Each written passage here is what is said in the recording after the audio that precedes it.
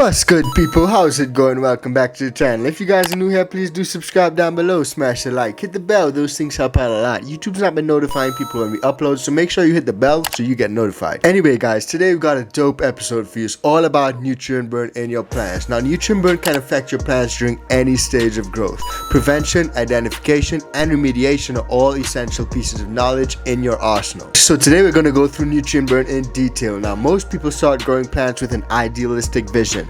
They imagine an easy linear path from seed to harvest without many hurdles involved. Now, while there are much harder things to accomplish than growing plants, the hobby does come with a long list of challenges, including nutrient burn. But fortunately, every challenge serves as a learning experience which you ultimately will become a better grower from, which will ultimately make you a better grower. So today we're going to go through everything that you need to learn about nutrient burn, including what causes it, how to identify it. Before we get into that, guys, we just want to let you know we're posting grow videos on our sister channel, the iCan THC Grow channel, so definitely check it out. If you're not subscribed, subscribe to that channel. And also, guys, if you're interested in copying beans for a whole year, then definitely check out the iCan Seed Club. Links are in the description below. Beans for a whole year plus many other perks. You don't want to miss that one, fam. Now, without further ado, let's get into today's episode.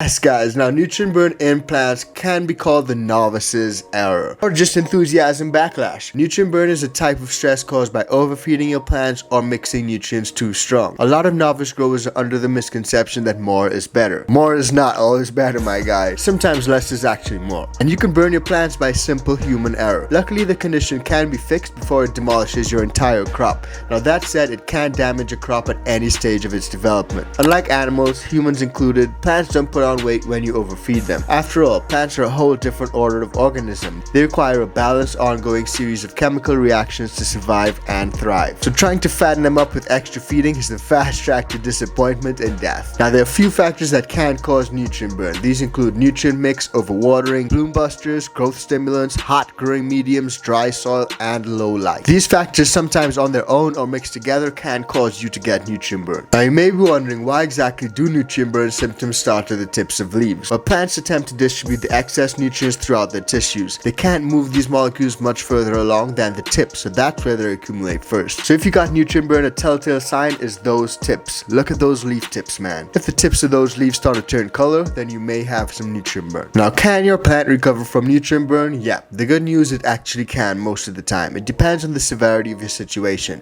I burned some plants that weren't able to come back, but I have burned some that were able to come back. It all depends on how badly you've absorbed them. Plants exposed to slight nutrient burn over shorter periods of time have a good chance of recovering and producing a rewarding yield. But if it's left unchecked, nutrient burn has the potential to kill off a plant and eliminate the possibility of a yield altogether. Now, you need to figure out how to identify the nutrient burn. Nitrogen is a predominant compound found in plants and plant nutrients, especially during the veg stage. Nitrogen toxicity is almost always followed by more severe symptoms. Now, early indications of nutrient buildup can include very deep green leaves, bright green or yellow fluorescent tips, leaf tips that are bent at like 90 degrees, stalks and branches that become deep red, magenta, or even purple, and sometimes sugar leaves and calyx tips even turn yellow and then die back. And like the natural fade that leaves turn during the end of flower, overfed bud leaves will remain swollen while they're yellow, and then they die back quickly and crisply. But the yellow burnt tips on the leaves are almost always a telltale sign of nutrient deficiency, and this can spread as the overfeeding affects the rest of the plant. Now, small burnt tips are common and nothing to worry about, but when the yellowing intensifies and advances, it's time to take action. Once those leaves start to curl in and go brown, they are definitely goners. Now, nutrient burn can be gradual if the overdose is only slightly stronger,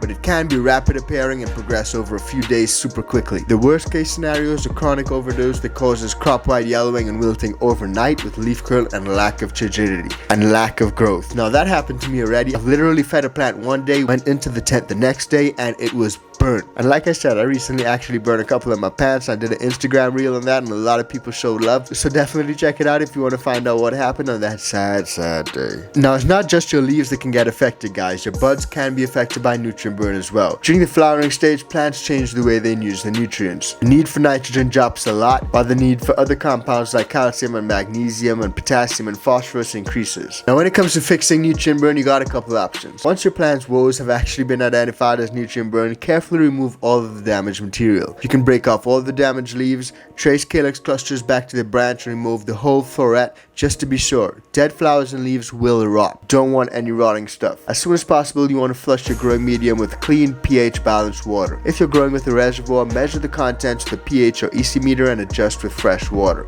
If you're mixing daily by hand, calm down, tiger. Less is more when it comes to the flowers. Keep in mind that satisfactory results can be obtained with just plain water for the whole life of a plant, so don't overdo it, my guy. Now, before you get back to your regular feeding schedule, use a specialized plant tonic to nourish the plant back to health. The root biosphere would have been affected as well as the green parts of the plant. Tonics with silver nitrate, humic and fulvic acid and vitamins and minerals are ideal to restore your plant's health. Now, when you're returning to regular feeding, only use quarter strength to avoid burning again. Plants will quickly regain their vigor and continue to grow strongly. Remember to adjust the growing period to allow for time lost when the plants were sick. Adding time to your veg stage won't harm the plants, but if burning happened during flowering or with out of flowering strains, then you just have to take the lower yield on the chin. Now, when it comes to hydroponic systems, growers often have an easier time tackling nutrient burn. Unlike soil growers, they have the advantage of easily swapping out the entire water medium in a matter of minutes. So if you notice symptoms of nutrient burn in your hydroponic crop, you can simply empty out the entire reservoir, replace the solution with a preparation containing less nutrients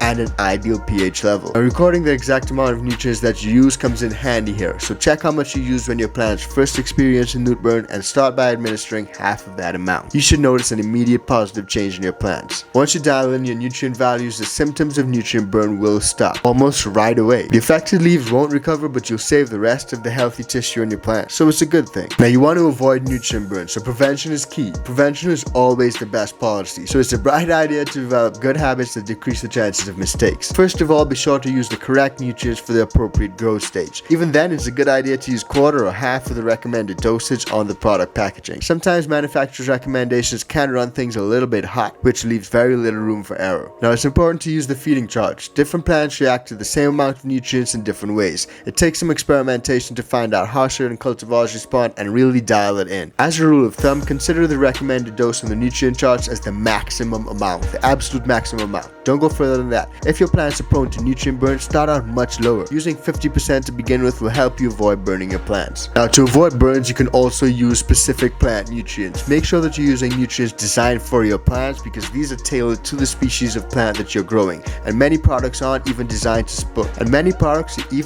support specific periods of the growing cycle. Now 3. Consider the different needs during veg and flower. Plants have different nutritional demands as the cycle progresses. The higher levels of nitrogen during the veg stage help them to form luscious fan leaves, whereas they prefer higher levels of phosphorus and potassium during flowering. If you dump a load of nitrogen in there during bloom, you can expect to see symptoms of nutrient burn emerge. Yep, you don't want that, do you? Now, another way to prevent nutrient burn is by monitoring ppm. You can prevent further nutrient burn by keeping tabs on the parts per million and electrical conductivity readings of your hand-mixed nutrient solutions and runoff. Both of these values will give you an indication of the amount of nutrients present in your solution and your growing medium. I'll throw up on screen now a little chart of what these figures should look like, and it should help you out a bit. Now, you may be wondering, how exactly do I measure ppm and EC anyway? Well, to measure ppm, you need a TDS meter. TDS means total dissolved solids, and to measure EC, you'll need a conductivity tester. Now, these devices allow you to check on your solutions to make sure that everything's in check and you're not going to cause any burns. Now, if you're growing in soil, one of the biggest benefits is that it provides a buffer zone of organisms around the root system. Soil-grown plants are more resilient to overfeeding and other types of stress. A well-prepared organic soil really needs no nutrients for the entire growth cycle, removing the danger of burning altogether. Now, guys, it's important not to mistake other issues for nutrient burn. Several conditions can cause plants to develop symptoms similar to those like nutrient burn. Remember, the key symptoms of nutrient burn include yellow or brown leaf tips, irregular spots or markings, end of the leaves becoming crispy and twisted, curling or clawing leaves, and discoloration which starts to spread up the leaf. And the main causes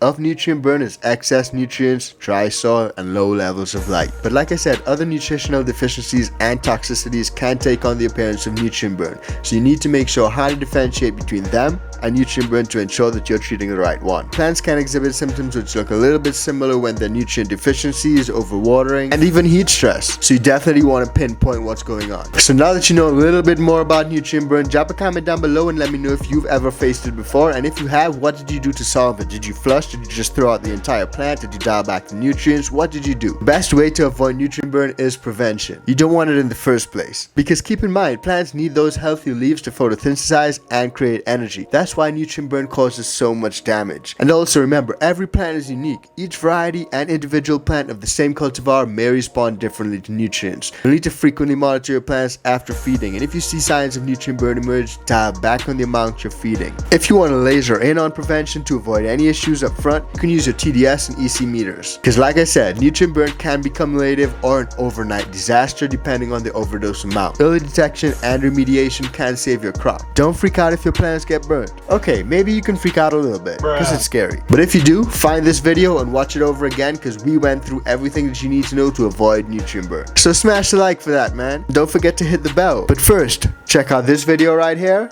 and this video right here. And we'll see you on the next one. Peace, fam.